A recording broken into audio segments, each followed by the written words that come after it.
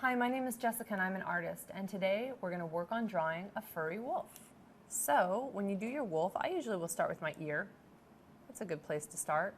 We're going to bring the head down into a sort of a canine looking shape here. So there's a little nose there and a little piece that goes into the mouth. And then you're going to bring it down and connect it to the neck. The next thing, so there's not probably going to be a ton of hair on the head, but we'll put a little bit on here. We'll go in and we'll put a little fur in here. But where the fur really starts to happen is on the back. So instead of drawing a straight line where you might draw the back, just draw a whole bunch of jagged lines to indicate the back.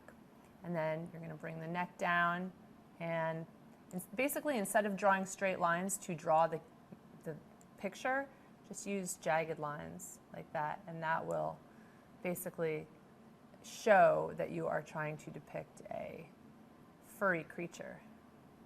So there's his front legs and then his underside. Underside is going to be a little less furry as well. Comes up into this sort of narrow back, and then they've got these kind of powerful legs here that come down. And then there's a little less hair on the foot area.